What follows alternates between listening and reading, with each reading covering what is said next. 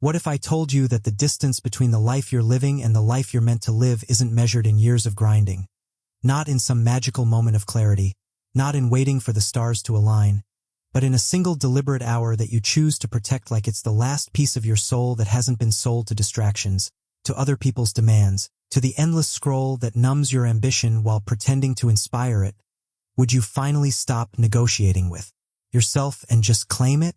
Listen closely, because what I'm about to share isn't another feel-good message designed to make you comfortable in your excuses.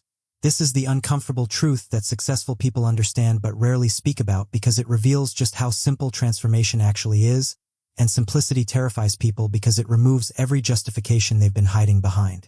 You wake up every morning with a choice, not a philosophical one, but a practical, brutal choice about who gets access to your mental real estate in those first precious moments when your mind is fresh, when your willpower is full, when your potential is still intact, and most people immediately surrender that power by reaching for their phone before their feet hit the floor, feeding their consciousness with everyone else's agenda, everyone else's crisis, everyone else's highlight reel, and then they wonder why they feel empty, reactive, anxious, stuck, like they're living someone else's script instead of writing their own. The hour I'm talking about isn't some luxury reserved for people who have their lives figured out. It's not for the privileged few who don't have responsibilities. It's actually the opposite. It's the survival tool that levels the playing field. It's how people with nothing except determination build something that eventually becomes everything. And the reason most people don't take it seriously is because they've been conditioned to believe that transformation requires massive dramatic overhauls, some Hollywood montage where everything changes overnight, but reality works differently. Reality rewards the person who understands that empires are built in the margins, in the quiet spaces between obligations, in the hour that everyone else wastes because they don't see its value. Think about the version of yourself that you admire, the person you become in your daydreams when you're imagining your best life. That person didn't get there by accident. They got there by making different choices with the same 24 hours everyone else gets. And the primary difference, the main separator between fantasy and reality, is what they did with their uncommitted time, the hours that aren't spoken for, the moments that slip away unnoticed, the spaces where discipline either shows up or disappears. Your morning sets the trajectory for everything that follows, not because there's anything mystical about sunrise, but because it's the one time of day when the world hasn't started making demands yet, when your mental bandwidth isn't fractured, when you can operate from intention instead of reaction. And if you give that time away, if you let notifications and news cycles and social media algorithms hijack your attention before you've even decided what you want your day to be about, you've already lost before the game began. Now I'm going to challenge something you probably believe about yourself. You think you're busy, you think you don't have time, you think an extra hour is impossible to find. But what if I showed you that you're not actually busy, you're just distracted, you're not time poor, you're priority confused, you're not overwhelmed with important tasks, you're drowning in low-value activities that you've convinced yourself matter because facing the truth that you're avoiding the real work is too uncomfortable. Track your time for one day, just one honest day, and you'll discover hours, not minutes but actual hours, spent on activities that don't move you forward, don't make you money, don't improve your health, don't deepen your relationships, don't build skills, they just fill time. They just create the illusion of productivity while your dreams collect dust and your potential remains theoretical.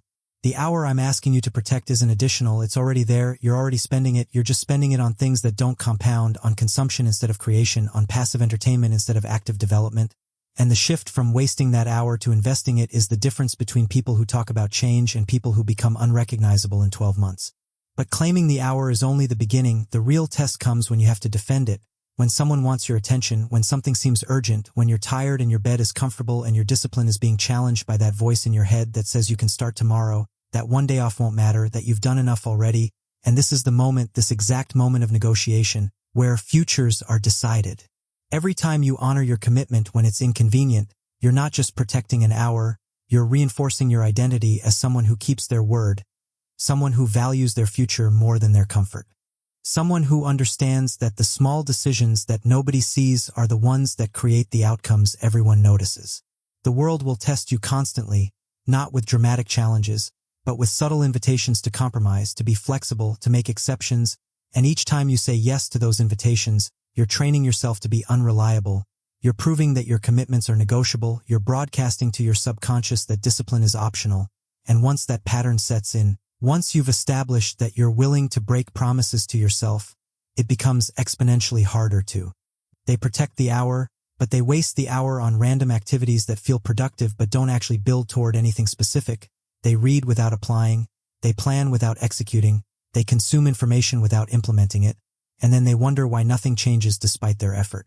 Direction is everything, action without aim is just motion, and motion without progress is exhausting. So before you dive into your hour, before you open a book or start a workout or launch into a task, you need absolute clarity on what you're building, not vague aspirations like be better or get healthy, but specific measurable outcomes that you can track, that you can see developing, that prove you're moving forward and not just spinning in place.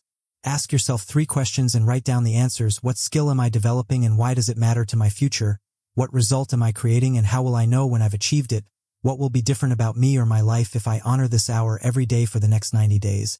And if you can't answer these questions clearly, you're not ready to use the hour effectively because you're operating on feelings instead of strategy, on motivation instead of systems, and feelings are unreliable. Motivation fades, but systems compound. The most powerful thing you can do with your hour is practice, not theory, not consumption, not preparation, but actual hands-on repetition of the skill you're trying to build. Because knowledge that isn't applied is just trivia, information that isn't implemented is just entertainment, and learning that doesn't translate into capability is just sophisticated procrastination. If you're building a business, spend your hour creating offers, reaching out to prospects, building systems, making things that generate value, not watching videos about business or reading case studies or planning what you'll do someday. Do it now, do it badly if you have to. Do it imperfectly, but do it, because messy action produces feedback and feedback produces improvement and improvement produces results. If you're developing your body, spend your hour moving, lifting, stretching, challenging your physical limits, not researching the perfect program or watching fitness content or waiting until you have the ideal equipment. Just move with intention, push yourself beyond comfort, create the biological adaptation that comes from consistent stress and recovery. Because your body doesn't transform from information, it transforms from stimulus, and 1 hour of sweating will do more for your health than 10 hours of reading about fitness ever could. But here's the part that separates people who plateau from people who compound. After you do the work, after you invest the hour, you need to extract the lessons, you need to process the experience, you need to think about what you did and why it worked or didn't work and what you'll do differently tomorrow. Because experience alone doesn't create wisdom, evaluated experience creates wisdom, and wisdom applied repeatedly creates mastery. 5 minutes at the end of your hour, just 5 minutes to reflect and document. What did I do today? What result did it produce? What surprised me? What challenged me? What will I keep? What will I change? What did I learn about myself? What did I learn about the process? And these questions force you to be conscious instead of just active, intentional instead of just busy, strategic instead of just hardworking. This reflection process does something profound. It turns every hour into a learning laboratory. It converts mistakes into feedback. It transforms frustration into data. It ensures that you're not just repeating the same actions mindlessly, but actually evolving, adapting, improving, getting smarter with every iteration. And this is how people make quantum leaps in short periods of time. Not because they work more hours than everyone else, but because they extract more value from each hour through conscious evaluation and intelligent adjustment. Write it down, don't just think about it, because writing forces clarity, writing creates accountability. Writing gives you a record you can review to spot patterns you'd otherwise miss, and over time, that journal becomes a blueprint, a personalized guide to what works for you specifically, not what works in theory or what worked for someone else, but what actually moves the needle in your unique situation with your specific strengths and constraints. Now let's address something that the hustle culture gurus conveniently ignore. You can have the strongest mind, the clearest vision, the most detailed plan, but if your body is running on empty, if your biology is compromised, if your energy systems are depleted, none of it matters because you won't have the fuel to execute. You'll hit a wall, you'll burn out, you'll crash, and all your ambition will be irrelevant because the vehicle you need to carry you to your goals will be broken down on the side of the road. Your body is not separate from your success. It's the foundation of your success. It's the platform from which everything else launches. And neglecting it while you chase goals is like revving a car engine without oil. You might go fast for a while, but you're guaranteeing catastrophic failure eventually. You don't need to become a fitness fanatic, you don't need to obsess over optimization, but you absolutely must dedicate some portion of your protected hour to movement, to breath, to fuel, to recovery. Because when you do, everything else gets easier, your mind becomes sharper, your emotions become more stable, your resilience increases, your confidence grows, and the compound effect of feeling strong in your body radiates into every other area of your life. 20 minutes of deliberate physical activity. That's all it takes to trigger the biological cascade that improves your mood, sharpens your focus, reduces your stress, increases your energy, and strengthens your immune system, and the return on investment for those 20 minutes is so asymmetric it's almost absurd. You spend 20 minutes in discomfort and you get back hours of improved cognitive performance, better decision-making, increased productivity, enhanced creativity, and stronger emotional regulation. So here's what I need you to understand at the deepest level. This isn't motivational theory. This isn't inspirational fluff designed to make you feel good for 5 minutes before you return to your patterns. This is the actual mechanism through which ordinary people produce extraordinary results. This is how empires are built, how bodies are transformed, how skills are mastered, how wealth is created, and it's available to you right now. Not when conditions improve, not when you have more time, not when you feel ready, but now, today, this moment. The perfect time is a myth, the ideal circumstances are a fantasy, the feeling of readiness is a trap, because none of those things exist. There's only now and what you choose to do with it, there's only this hour and whether you'll claim it or surrender it, there's only this decision and whether you'll honor it or negotiate with it. So as you finish reading this, before you move to the next thing, before the momentum fades, before you allow distraction to reclaim your attention, make one decision. What will your hour be? When will it happen? What will you do with it?